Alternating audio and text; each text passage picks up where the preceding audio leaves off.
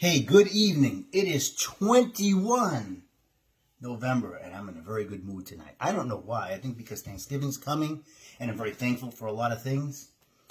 Christmas is coming, and I love the holiday season. I like just about every season, but there's something special about when it hits the fall into the holidays. Something about that. I mean, I love summertime, but when it hits that fall, it's kind of sad that summer's over because there's so many great things to do in summer. But then when you hit the fall, and of course, there are all kinds of sports going on, and in the holiday season, and the colors, and of course, the coming of Jesus Christ, which I think is wonderful. All this stuff makes just a wonderful time of the year. I kind of have a little bit of letdown come January, but I love it right now. So with that said, tonight, I'm going to do something different. I'm not going to play a song.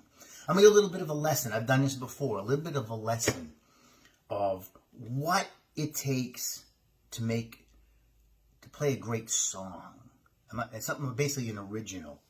Or even if you're playing a song, somebody else's song, doing your own way. And of course, keyboard piano player does that a lot of times. And sometimes you have certain pieces, especially semi-classical or classical pieces or different types of things. You gotta kind of play almost exactly like it is. That's just the way it's written. But there's a lot of times when you're a jazz piano player or a pop piano player or a keyboard player or a guitar player, okay, it could be something like that or whatever, that you can take liberties. And what makes something, again, right, if not an original or an improvisation, what makes it very good? Well, a lot of people think, that, let me put this water down for a second, that if you are playing a great song, a lot of notes is going to be very impressive. You know, you take just like you do these things and go with the keyboard, which is the same thing, you know. Like any guitar player does the same, right? You know, especially with heavy metal and stuff. Trust me, I play a lot of mellow songs and melodic songs and with a lot of good melodies, but I raise and love heavy metal and rock and roll and Bryan Adams and Ozzy Osbourne and Pink Floyd. I like a lot. There's a lot of different things that I like. I just obviously am playing on a piano here, and I also have a different type of range of music that I enjoy playing. But that sounds impressive, right? You're doing all those runs and going up and down the scales and on a guitar fret and all kinds of twisting, and same with the keyboard and the piano player. Let me tell you something. That's not the most impressive part of playing. A matter of fact, I venture to say that's one of the easier part, and any good guitar player or piano player will agree. Back in 1982, when I was 17 years old, yes, that's how old I am. I'm almost 58. So I qualify as old fart, but that's good. So back when I was in junior year of 1982, my dad took me to a friend of his. He was a jazz piano player. I mean, I was still learning and stuff, and I was learning jazz chords. And I was trying to, show him how I could play, because this guy was very good. And I was trying to give him all my best technique and all this, making impressive stuff. And he smiled, and he goes, I'm impressed by the technique and all this stuff. He goes, but I'm going to tell you something. A lot of notes is not what's important. You don't need a lot of notes to make a beautiful song or a good song. You need the right notes. And he's right. All that fanfare, all that stuff, all that up and down and all it is really not hard to do. It sounds impressive to the untrained ear. And there is a certain technique available that you have to get, but it's not the toughest part, because once you're doing it, you're playing a chord and all you're really doing is doing the same chord all the way up. It's kind of, your fingers kind of just go there once you know the chord structures that you're playing. Okay, you just it fattens it up, but it also can hide a lot of I'm not gonna say mistakes, but it can hide a lot of sloppiness, because it's really just redundant, and it's just a filler a lot of times. I'm not saying it's bad, but what's really makes the difference is when you can play distinctly in here, especially on a ballad or a piece on a piano or a solo on a guitar, when you can play something where you can hear it, it's not just all, it has to be, and it doesn't have to be 100 miles an hour. We have this impression with guitar players in today's music. Everything's got to be, sounding like it's all screaming fast and in Van Halen Eruption. I'm not making fun of that because I love that too. Trust me, 1977 Eruption. I'm just saying that it doesn't all have to be like that. There's a lot of ways where you can tone it down. You don't have to be as fast, and you play distinct notes. And what's very important is your chord structures. A lot of people, and again, if you're not a musician, you're not going to fully understand. I understand that. But for those who are, okay, you'll understand chord structures, trying to get distinct chord structures, majored sevenths, not just playing straight D, A, G, C, just basic.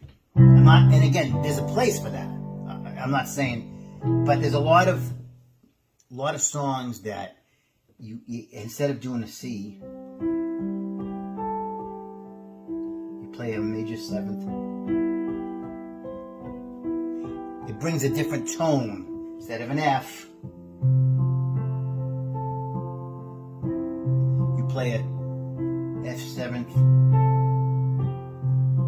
ninth, it's called an F7 ninth. It's a jazz style chord. And what it does is it fattens things up a lot different. And then you form a melody around that, around that structure. Trust me, that's much more difficult than just doing this. Sounds impressive, and there's some skill involved. Obviously, you have to have a technique, but it's not what you think. Much more impressive to play distinctly, hear the notes, beautiful chord structures. For instance, one of the most beautiful chord structures is called block chords. And so you can play a chord, hear that sound. It's hard for me to explain if you're not a musician. I'm not going to go into specifics of it, but it's a jazz thing that was started about 50, 55, 60 years ago. George Shearing, a wonderful jazz pianist, really made him very, Dave Brubeck and places, great jazz piano players did that. They created these you block the chord so that the bottom note is the same as the top note.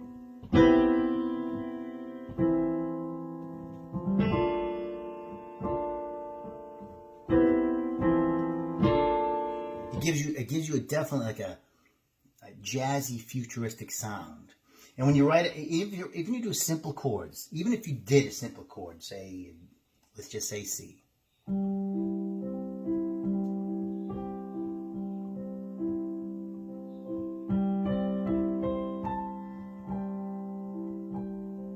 Then you go to simple. F.